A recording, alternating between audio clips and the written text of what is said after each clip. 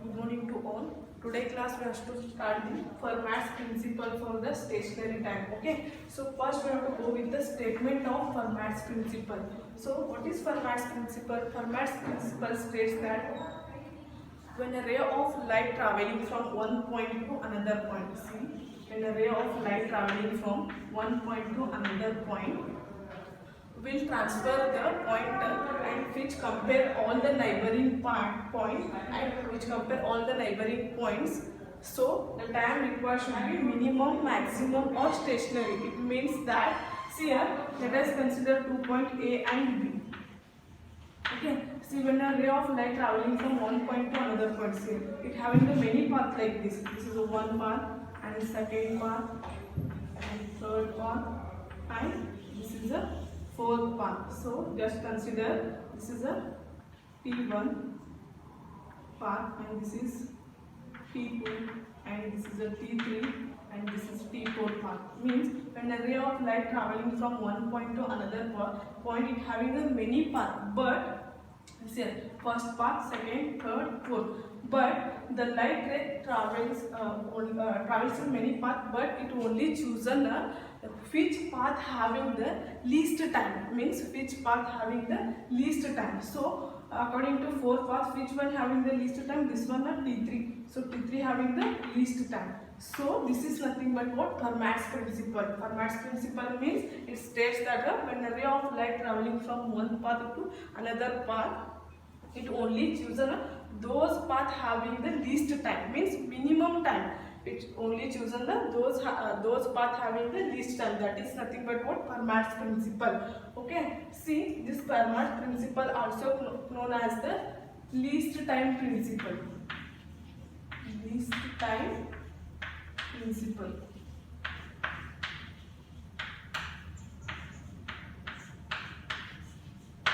All of you understood the definition of Fermat's principle. So here, once again I will tell you, the Fermat's principle means when a ray of light traveling from one point to another point will transfer the point which compared with all the neighboring paths, and time required to be minimum, maximum or stationary. So the simple definition of Fermat's means it only chooses those paths having the least time or those paths having the minimum time. That is nothing but what? Fermat's principle. So this is the statement of Fermat's principle. Okay. Next we have to discuss the derivation of laws of reflection and derivation of laws of refraction, first law as well as second law. Okay.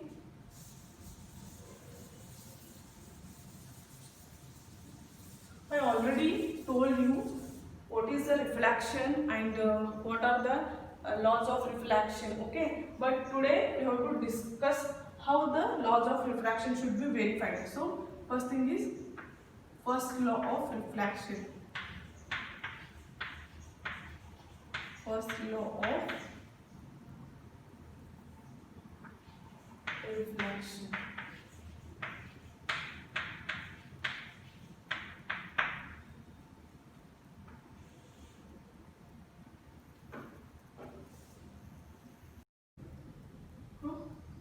So next with the laws of reflection. Means already I have discussed the two laws of reflection. So today how that two laws of reflection should be verified. Okay. So first before discussing the first law of reflection, what do you mean of reflection? Reflection means what? When a light ray traveling in a homogeneous to falls the when a light ray traveling in a homogeneous medium to falls the surface of another point of incident and sent back into the first medium. Means when a ray of light incident on the homogeneous medium, that time it will happen the another surface of the point of incident and sent back into the first medium. That is nothing but what? Reflection. Okay. So what is first law? First law means when a ray of light, means the incident ray and reflected ray and the normal plane all are lying in same plane. So now, and second one is the angle of incident equal to angle of reflection. Okay. So now we have to discuss the how the incident ray, reflected ray and normal to the plane all are lying same plane like this. Okay, see, let us consider the plane mirror. Here I kept here A, B, C, D plane to the this mirror. See here, see incident ray AO and get reflected along the OB and normal to the plane OA. Okay, so all are lying in same place. It means that the incident ray AO and reflected ray OB and normal to the plane ON all are incident the plane, that is ABCD. Okay, see, if when a ray of light is reflected from the point P, see, if or in case when a ray of light is reflected from the point P, that time what will happen? AP is the incident ray and PB is the reflected ray and PN is the what?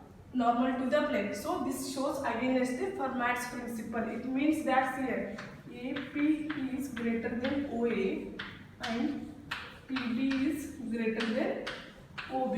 So therefore AP plus PB is greater than OA plus OB. So this is again as the Fermat's principle. Okay, see, the point P is must be coincide with the point A. See, the point P is must be coincide with point O. So see here. So that time what will happen? The path to be minimum. So according to the Fermat's principle, it having the many paths. Means when a ray of light traveling from one path to one point to another point, it having the many paths. But it only chooses which path having the minimum time or which path having the least time. So the point P must be coincide with the point O. So the path of between the point P and point O should be minimum. Okay. So therefore the incident ray AO and it reflected ray OB and normal to the plane ON all are lying in same plane. According to the when a ray of light reflected from the point P, that time incident ray is AP and reflected ray is PB and to the normal plane PN all are lying in same plane, that is ABCD. So this is a verification of first law of reflection. Okay, next we go with the second law of reflection.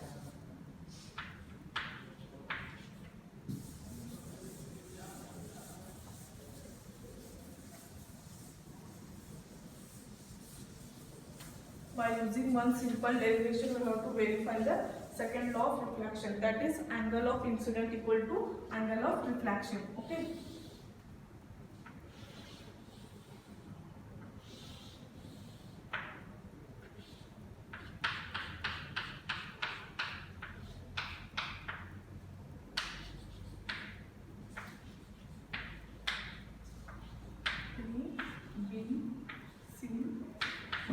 So here angle of incident and here angle of refraction. So this is a normal to the plane here.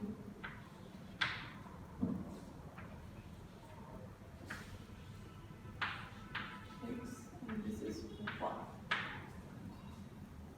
Okay, see here from the figure AO is the what? Incident ray and OB is the reflected ray and ON to be normal to the plane of the reflecting surface, that is M1 and M2. Okay, so here I told you the angle of incident is exactly equal to angle of refraction. How? See here, by using figure we take the point AO equal to X, OB equal to Y, AB equal to M and BC equal to N. Then velocity of light that is equal to C. Okay, so from figure I have taken AO equal to X, OB equal to Y and AD equal to M and BC equal to N. So therefore the velocity of light that is equal to C. So therefore the time required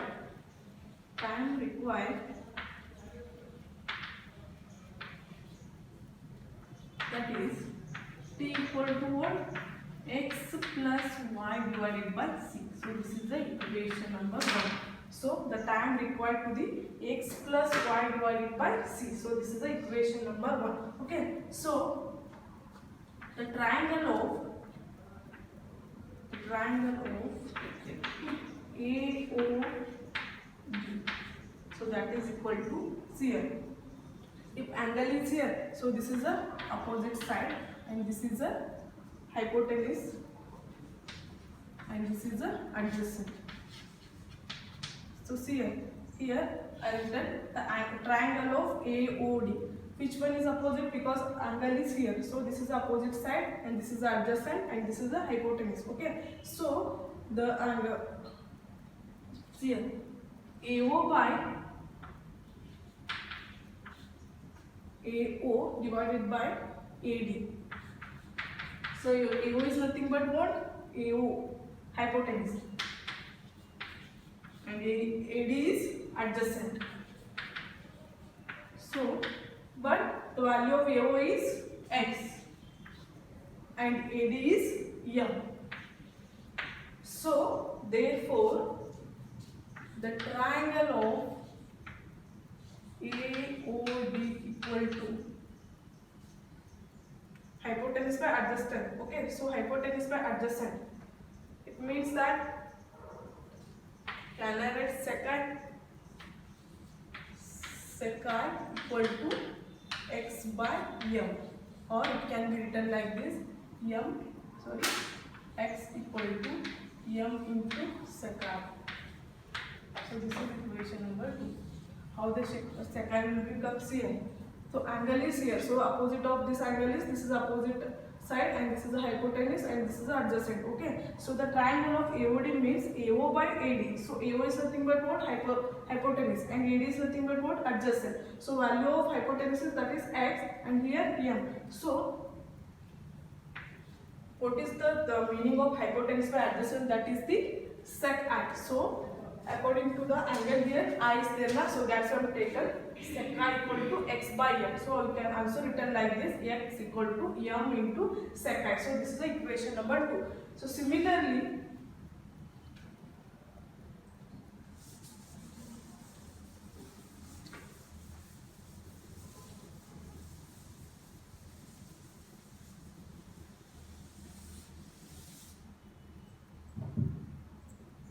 the triangle of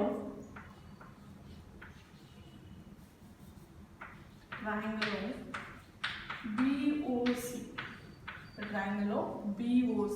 So now angle is here.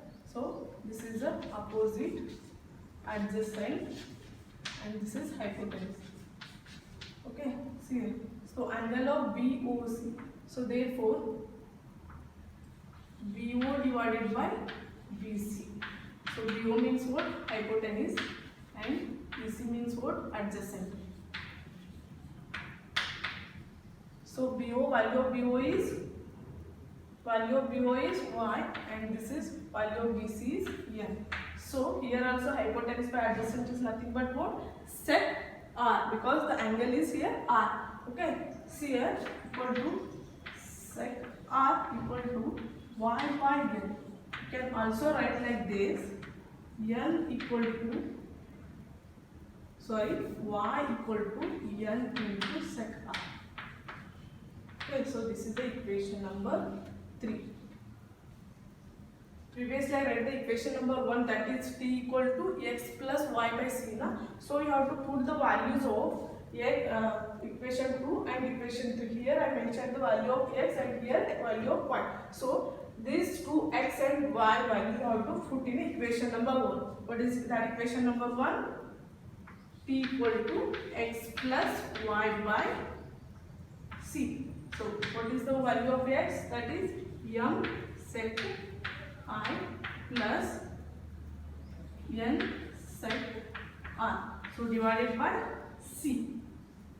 The value of M, so the value of X plus Y is nothing but what? T equal to M sec I plus N sec R divided by C. Okay, so this is the equation number 4. This is the equation number 4. Next,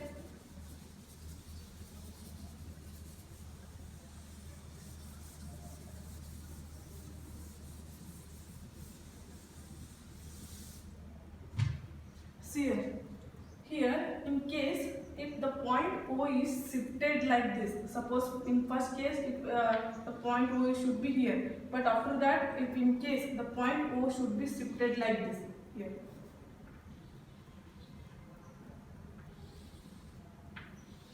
So that time what will happen? There is a little change in angle of incident as well as angle of reflection. So differentiate the equation number 1. Differentiate the above equation. What is that above equation? T equal to m sec I plus n sec r divided by c. So differentiate this equation. What will happen? dt equal to m into sec I. Differentiation of sec I is sec I into tan I. Sec I into tan I into dr plus n sec r into tan I. Okay, Cn sec r into tan I. So divided by c is a constant. Okay, see here, if here the required time to be minimum or 0. So if the required time to be minimum means what? So dt equal to 0. See here, dt equal to 0. It means that see here, m sec I into tan I into di plus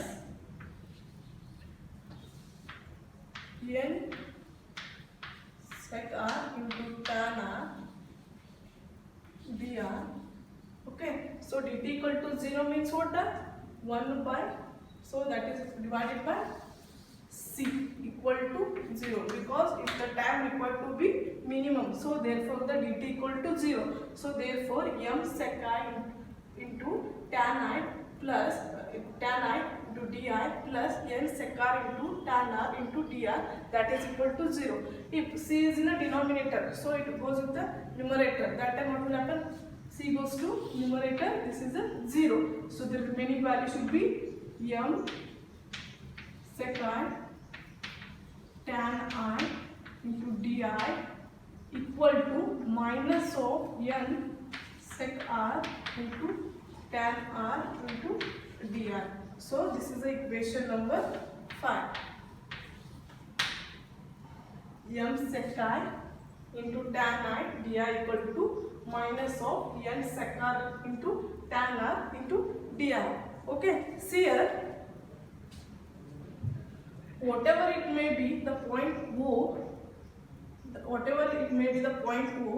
the value of DO and OC should be constant. Whatever it may be the point O. So see, if the position of O is here, the value of means the value of DC and DO and OC should be equal.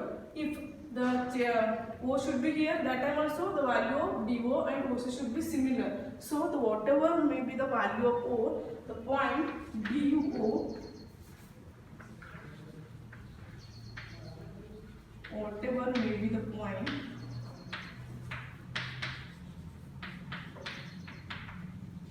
O, DO and OC is constant, means it remains same. So therefore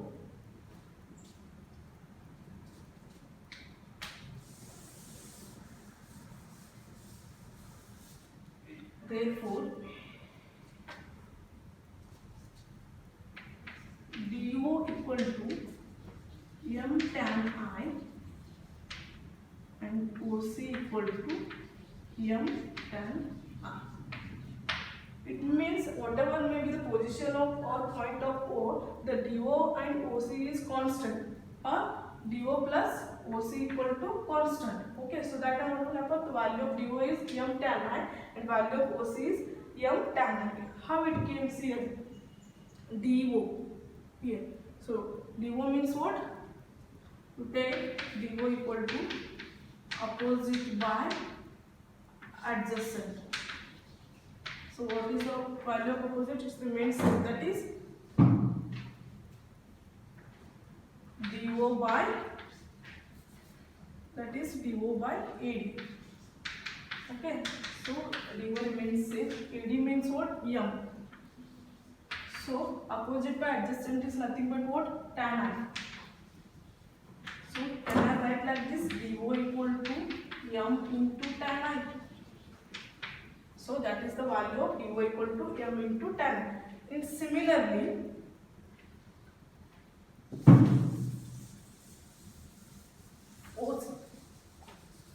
OC equal to opposite by adjacent. OC, in the case of OC they give one m tan. How it comes here? So opposite by adjacent means what? Opposite means what? OC. Then adjacent means what? BC. So OC is as usual and BC means what? Value of BC is n. Sorry, here you write n. Okay, so n. So opposite by adjacent will remain same, means tan r equal to OC by n. So can I write like this? OC equal to n into tan r. So delta OC equal to n into tan. Like this, the term should be k. Okay.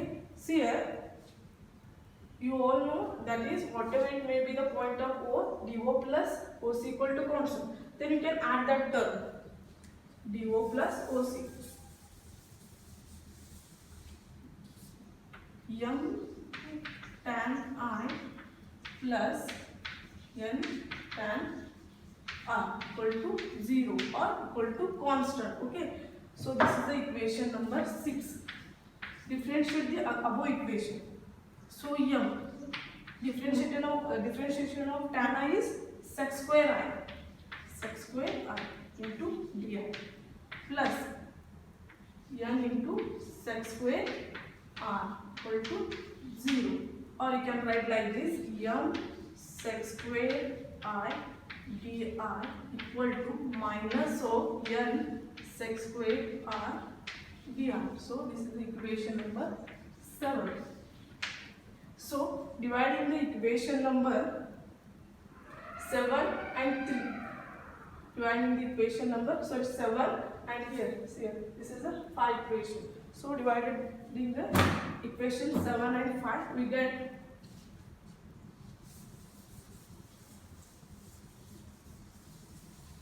5 and 7. What is the value of equation 7? That is m sec square I di minus n sec square r dr. Okay, see here m. So this is the equation number 8. Okay, see m sec I into, can I write like this, tan I equal to sin I by cos I, into dr. So equal to minus of n sec r, here also sin r by cos r, because tan r is nothing but what? Sin by cos. Okay, so the whole divided by m sec square I di minus of n sec square r dr. So you see di get cancel, minus term remains cancel, and dr n term cancel. So remaining term is sec I, one sec I cancel. Here one sec r should be cancelled. So remaining term is, can I write here?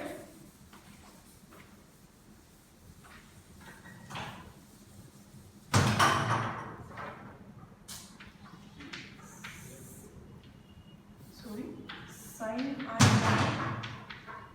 cos I whole divided by sec I equal to sin R by cos R divided by sec R. Okay, see here. So sin R by cos I by sec R and sin R by cos R by sec R. So see here, sin I by cos I. So 1 by sec I is nothing but what? Cos I. So can I write like this? Sin I by cos I into cos I. Sin I by cos I. But 1 by sec I is nothing but what? cos I. So cos I get cancelled. Here also sin I bar cos R into cos R. So cos R get cancelled. The remaining term should be sin I equal to sin R. So the remaining term is sin I equal to sin R. So sin get cancelled. The final term is R equal to R. So this is the derivation of second law of refraction. Okay. Thank you.